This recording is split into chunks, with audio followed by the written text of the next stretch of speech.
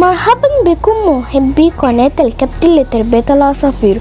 قبل أن نبدأ الفيديو أتمنى أن تضغطوا على زر اللايك والاشتراك في القناة وتفعيل زر الجرس، وباي باي باي باي. السلام عليكم ورحمة الله وبركاته. ندعو الله سبحانه وتعالى أن يرفع الوباء والغلاء وفيروس كورونا عن مصر وعن جميع دول العالم، ونصلي وسلم على سيدنا محمد أشرف الخلق صلى الله عليه وسلم، وكل عام وأنتم بخير. فقد اقترب العيد، وربنا يجعله عيد مبارك علينا وعلى جميع الأمة الإسلامية باليمن والخير والبركات. تأخرت عليكم في الفيديوهات التعليمية، فمعلش هي ضغط بس الشغل وعند الولاد بيمتحنوا كده، فهم اللي كانوا بيساعدوني. ما ينفعش الواحد يصور وحده ويمنتج ويعمل، فالحياة دي بتبقى محتاجة مساعدات يعني من أشخاص آخرين مثلا يخشوا معاك في الموضوع ده، بحيث إن هو تطلع فيديوهات كويسة. فطبعا لما بلاقي فرصة كده بحاول يعني أعمل، فبنزل فيديوهات شورتز على أساس إن هي بس الجمهور ما ينساناش يعني وكده. وربنا سبحانه وتعالى يوفق الجميع لما يحبه ويرضاه. الفيديو بتاعنا النهارده انا كان مصور فيديو قبل كده تقريبا، وانا بصور في العصفوره دي لاحظت ان فيها جدري، مصابه بالجدري. العصفوره اللي هي مش البيضه، اللي هي الكريم اينو دي. ده كان اللاتين الالبينو عن حمراء، اللي هي البيضه البينو. ملاحظين انتوا الفرق؟ دي بتبقى مصفرة شوية او سكري، بيسموها كريم اينو. والبيضة دي اللي واقفة واحدة هناك دي البينو عن حمرا. هما الاتنين عنان حمر. فملاحظين العصفورة دي اللي في رجليها، لاحظوا الفرق كده. فاكتشفنا طبعا ان هي عندها مصابة بالجدري. فالجدري ده علاجه سهل يعني، لكن لو انت سبته ممكن يأثر على العصفور، وممكن يسبب له تشوهات يعني في ارجله وفي منجاره. وممكن من كتر الحك والهرش العصفور تلاقيه معور نفسه وكده. وكمان مرض معدي برضه ممكن يتناقل لباقي العصافير.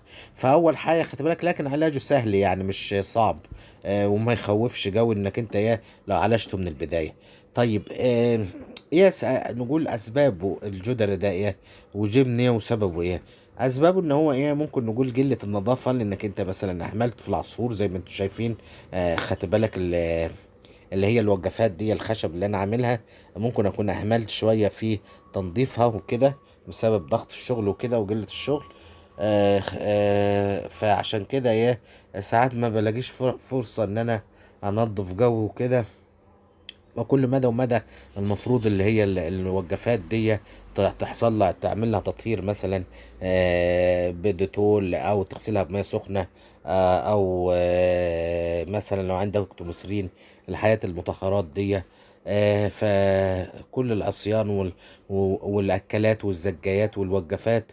وكمان ممكن ترش القفص كده وتطلع منه العصافير وترش منه الحياة دي مثلا بمطهر او ديتول او حاجة زي كده، كله مدى ومادة.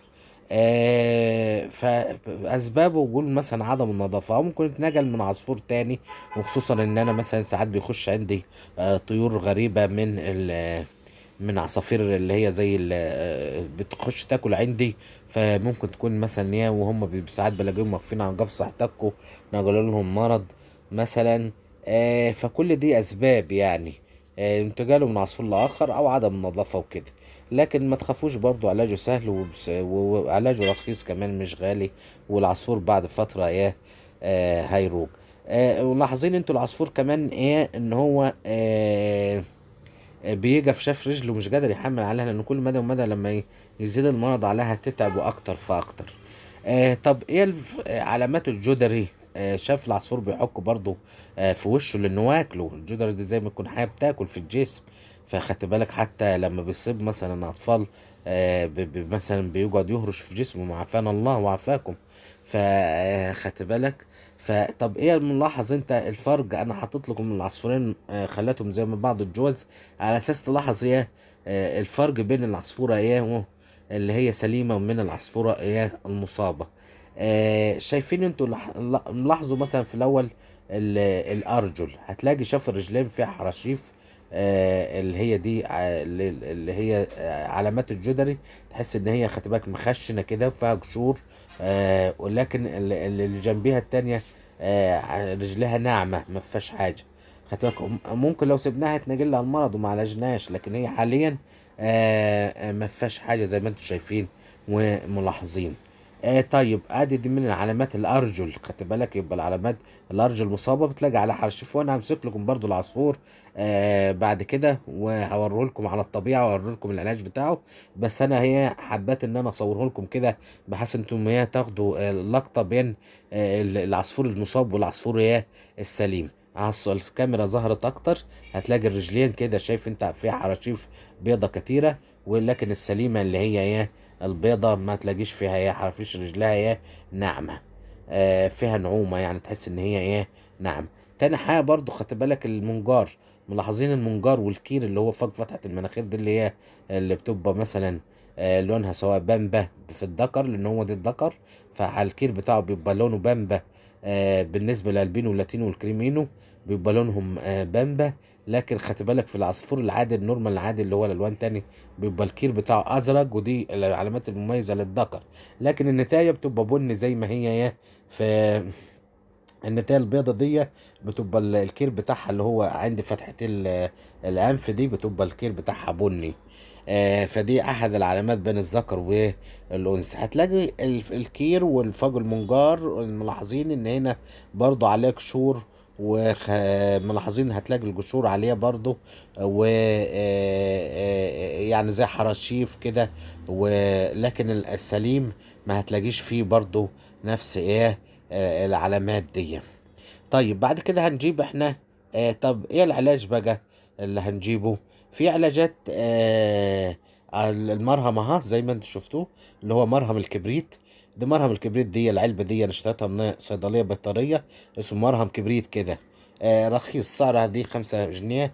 مش طبعا انت يعني هتقعد معاك مدة كبيرة في استعمالها يعني. هتقعد انت تدهن منه لغاية لما ايه هوريكم ازاي ان احنا نستخدمها. بس انا ايه مصور لكم عشان ما تنسوهاش، بحيث انك انت لو حبيت تشتري العلاج تقول له عايز مثلا لو حصل عندك الحالة دي، فتروح مثلا صيدلية بيطرية تقول له عايز مرهم كبريت.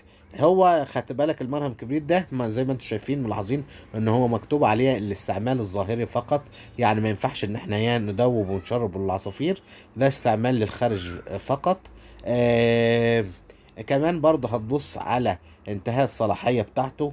هتبص انتاجه متى انتهاء صلاحيته متى، لانك انت ممكن تاخد حاجه يا تكون مثلا صلاحيتها يا مش منتهيه، تكون صلاحيتها منتهيه. فعشان كده بص تبص على الصلاحيه.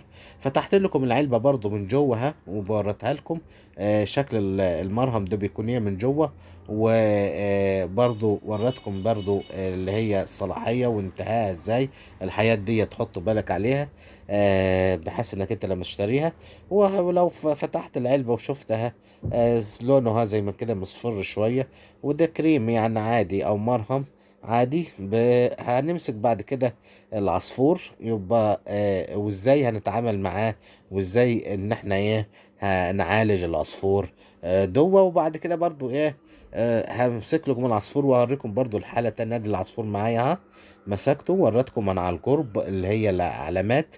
ملاحظين انتوا هنا الجشور. الجشور دي خدت بالك في ناس بتعملها لما بتكون كتيرة قوي ممكن تجيب زي مثلا حاجة موس، بس تخلي بالك ما تعورش العصفور، او مثلا بضافرك لو انت ضوافرك كبيرة ممكن يعني ايه تحاول تجشر ايه البتاع دي. لكن انا ما عملتهاش لان الجشور مش كبيرة قوي. خدت بالك لو انت عملتها لو لقيت الجشور كبيرة قوي، بس هي خلي بالك لانك انت لو بتقشر مثلا بموس حلاجة او حاجة ممكن تعور العصفور. خدت بالك لو ما جشرتش خلاص ما فيش مشاكل. ملاحظين انتوا هنا العلامات اللي هي ايه الدليل على الاصابه. هاخد حته من المرهم زي ما انتوا شايفين كده وهدعك بها مثلا الرجلين. خدت بالك هعمل كده مثلا في اليوم مره مثلا ممكن، او مرتين في الصبح وفي الليل. لو مرتين يكون افضل، ولو مره ما كانش عندك وقت وعملت مره واحده مش اشكال. بس تقعد تستمر مثلا كام يوم ورا بعض، بحيث انك انت لما تلاقي العصفور بتاعك ابتدت خلاص الحراشيف دي، وهو يعني باذن الله كده ايه بيجيب نتيجه، يعني يعني مش بيعوج، ممكن 3 4 ايام تلاقي العصفور بيجي سليم، يعني ايه ما فيش حاجه. طبعا لما عصفور بيكون كده بيبقى ايه اللي عارف مثلا يتزاوج ولا عايز، خدت بالك واذا كانت نتاية مش هتبيض ومش هيقدر يرقد في العيش اللي عمالين ياكلوا في جسمهم زي ما انتم شايفين، فطبعا بيأثر عليك انت طبعا في الانتاج لو كان عصفور مصاب كده. عملت انا رجلين وكده، بمسك انا زي ما قلت لكم ايه، بحاول ان انا اطلع بضفري مثلا كده، بحاول ان انا اطلع اللي هو الجشور دي، وبدعك في المنجار، وان كان مثلا حته على الكير، بس الاحظ ان هي تخلي بالك من فتحه المناخير دي اللي هي الفتحتين الانف، انك انت ما تحطش عليها لحسن تسدها، ممكن تسدها وتسبب الفنتة برضو. يعني هي تخلي بالك من الحته دي انك انت ما تسدش هي المناخير. ودينا زي ما انتم شايفين كده بنتن المنجار، ونتن مثلا الرجل التانية والرجل التالتة، وندعك فيهم كده. ودي الطريقة ايه اللي هي السليمة، هي لعلاجه بمرهم الكبريت. جبت لكم العصفور التاني، طب انا ليه هعمل كده برضو؟ انا هوريكم ان العصفور ده شاف الفرق هنا، رجليه ناعمة ازاي، مفهوش اصابة. لكن برضو حاولت ان انا ايه، ان انا قلت برضو طالما العصفورين دول هو كان المفروض اعزل لوحده، لكن انا مش هعزل ولا حاجة، لان ايه لقيت العصفورة دي سليمة، وانا لاحظته من لاحظت ان هي ايه دكاه، يعني دي ما اتنجلوش. فانا قلت لما اعالج بقى هحاول برضو ان انا اتهن العصفوره دي بحيث ان هي ما تنجلهاش عدوى، واذا كان مثلا فيها حاجه بس لسه ما ظهرش عليها يبقى انا عالجتها بالمره.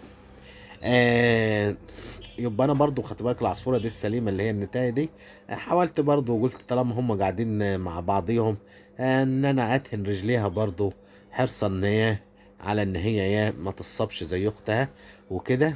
وحتى لاحظت ان العصفوره دي تخينه تختوخه، مشحمه ومليسه، ان هم لهم فتره ما بضوش طبعا، لان انا زي ما تقول ان لما هم صابت بالجدر كده فما بيجيش فيها حته موضوع بعد خدت بالك من ان انا هعمل ايه، هرش بقى بالديتول دي، جبت ديتول وخففته بميه وهرش بيه البتاع دوه. انا بوريكم يعني ايه التطهير وكده، بس انا طبعا هطهر حاجه بسيطه لان عشان ما يأثرش على العصفور، لان انا كان الوقت مزنق علينا قبل المغرب كده، وحاولت ان انا بس اعمل لكم فيديو اوريكم فيه. فانا كده هرش اللي هي البياضه بتاعتهم، هرشها بالديتول كده بالمطهر، بحس خدت بالك، وهرش البتاع دوه، وهرش الارضيه، وهرش اللي هي الوجافه الخشب دي. يعني هحاول ان انا اطهر، بس انا وريتكم ان احنا نطهر بالديتول. طبعا المفترض خدت بالك ان انا بس انا عشان ما تنسوش حته التطهير، حاولت ان انا اوريها لكم عشان هي ما تنساهاش. فانا رشيتها على من تحت طبعا، بحس ان هي الديتول شديد شويه، عشان خدت بالك حبيت اطهر بيه وبس ما ترشوش على الميه. يعني كل ده المفروض انك انت بس انا عملت حاجه خفيفه كده عشان اوريها لكم. وبعد كده بعد ما نطهر ونعمل النتول والمرهم الكبريت عشان ما يجيش في عينينا، يبقى احنا برضو حطينا لقطة ان احنا نغسل ايدينا على غسل جيد بالماء والصابون، عشان خدت بالك طبعا انت عملت تطهير بالديتول، وعملت تطهير بالمرهم ده عشان ما يأثرش على عينيك. وكل عام وانتم بخير، والسلام عليكم ورحمة الله.